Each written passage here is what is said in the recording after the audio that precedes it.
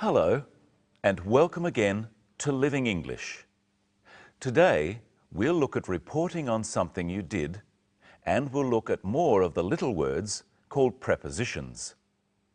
But first, let's see sisters and brothers. In the last episode, Anne was at the market. She was buying food to cook at Sarah's house when she thought she saw her brother. We catch up with her at the market when she comes across somebody else she knows.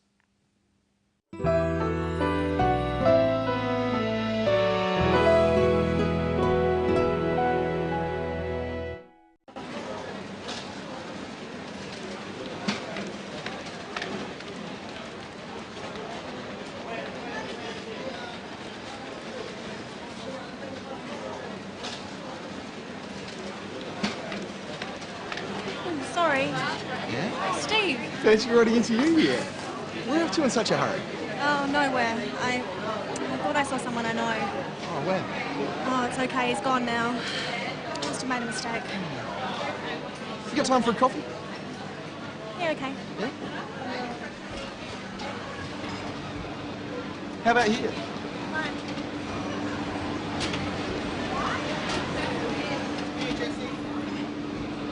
So what are you doing at the market?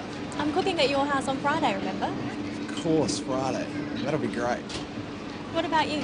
Do you come here often? What's funny? When someone says, do you come here often, it's what we call a pick-up line. You know, when someone's... I know what a pickup line is. Oh, sorry. I come here every week to buy fruit. I like fresh fruit for work. What are we having for dinner? You'll find out on Friday. What's tonight? Cappuccino? Yeah. And a tea, please. Tea? No worries. Do you want me to take you shopping home? I can put it in the fridge for you. No, that's okay. I have a fridge in my room at the hotel. The person you saw, who did you think it was? It's a long story. Maybe I'll tell you later.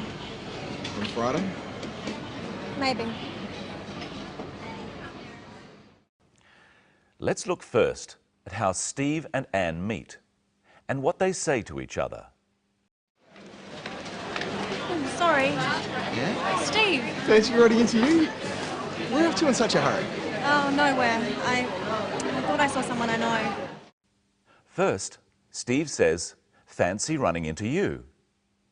He is surprised at meeting Anne by chance. To run into someone means to meet them by chance, not by arrangement. Practice saying, "Fancy running into you" with Steve. Fancy writing into you? Steve asks her a question. He says, "Where are you off to in such a hurry?" Where are you off to means the same as where are you going? Listen again to Anne's answer. Oh, nowhere. I thought I saw someone I know. We say, "I thought," to talk about ideas we have that might change or that we're not sure about. Anne says that she thought she saw someone she knows, but she isn't sure. Practice saying, "I thought I saw someone I know" with Anne. Oh, nowhere. Oh, nowhere. I thought I saw someone I know. Notice that this has two past tense verbs, "I thought" and "I saw," because both the thinking and the seeing took place in the past. Let's practice saying, "I thought I," with some other examples. Had my passport with me. I thought I had my passport with me. Phoned you yesterday. I thought I phoned you yesterday. Had plenty of time. I thought I had plenty of time. In all these examples, saying "I thought" really means that you now realize you were wrong. I thought can be used in another way, to tell someone else they are wrong. For example, I could say, "I thought I said don't be late." Try these examples. you had the keys. I thought you had the keys. He booked the hotel. I thought he booked the hotel. They said 10 o'clock. I thought they said 10 o'clock. Later, Anne admits to Steve that she thinks she was wrong. Listen to what she says. I must have made a mistake. Must have is short for must have. Practice saying, I must have made a mistake with Anne. I must have made a mistake.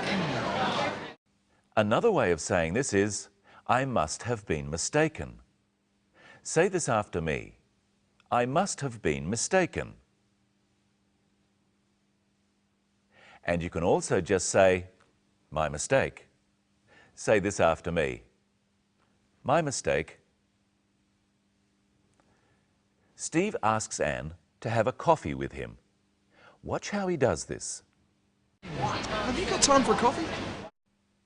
Have you got is the same as saying, do you have? So, have you got time for a coffee means, do you have time for a coffee? Practice saying this with Steve. What? Have you got time for a coffee? Steve is making a suggestion that they sit down and have a coffee. You could use this to make other suggestions too. Try saying, have you got time for these things? For a walk. Have you got time for a walk? To talk. Have you got time to talk? Look at another way Steve makes a suggestion. What about you? Fine. When Steve says, how about here, he's making a suggestion. How about means, what do you think about? Or, is this okay? You can use how about to make any suggestion. It's fairly informal. Try these ones after me. How about going to the movies? How about a cup of coffee? So if you say, how about a cup of coffee to someone, it's the same as saying, let's have a cup of coffee.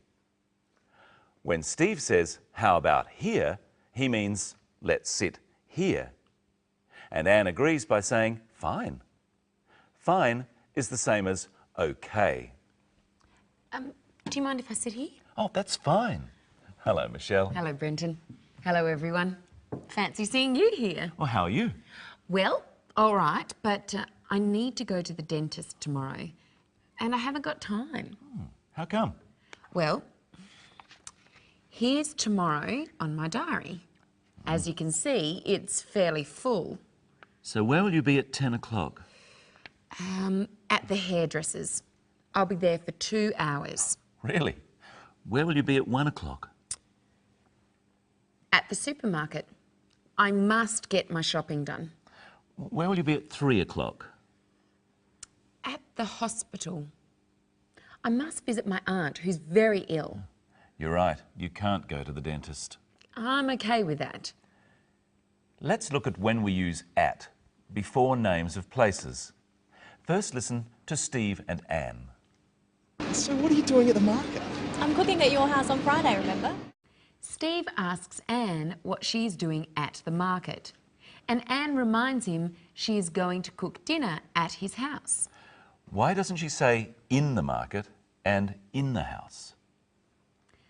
Sometimes you can use in, but we use at when we're talking about a place such as an address, a type of business, or a place outside. Say these ones after me. At home. At work. At the office. At school. At 23 Mitchell Street. At the bus stop. What about in? In can only refer to something which is enclosed. Like a room. Yes. Or something which has an inside and an outside. So we always use in for cities or towns and countries. So we are in Australia. Yes, because we're not out of Australia. Repeat these after me. In Tokyo. In China. In the kitchen. In the water. In the supermarket. Before you said at the supermarket. At can mean inside or outside. In can only mean inside. We've already seen at used for times. At 10 o'clock. Now, remember at and in are called prepositions. What other prepositions can we use to describe where something or somebody is? First, let's look at another part of today's story. Do you want me to take your shopping home? I can put it in the fridge for you. No, that's okay. I have a fridge in my room at the hotel. They both talked about putting the food in the fridge. Fridge is short for refrigerator, a place to keep food cold. Again, we use in to talk about an enclosed space that has an inside and an outside. Anne also says, in my room. Here's a box, Brenton, and an apple. You tell me where the apple is. It's in the box. Now, where is it? It's on the box. We could also say it's on top of the box. And where's the box? It's under the apple. Now, if I hold the apple here, It's above the box. Or we could say it's over the box. and where's the box? It's beneath the apple. Or we could say it's below the apple. So we use on and under when the apple and the box are touching. But when they're not, we use over or above and beneath or below. So I would say the plane is flying above the ground and worms are beneath the ground. Let's revise. You say where the apple is.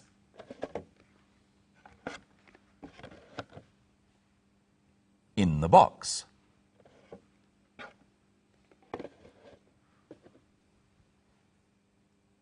On the box. Over the box or above the box. Now say where the box is. Under the apple. Beneath the apple or below the apple. There's two more to learn.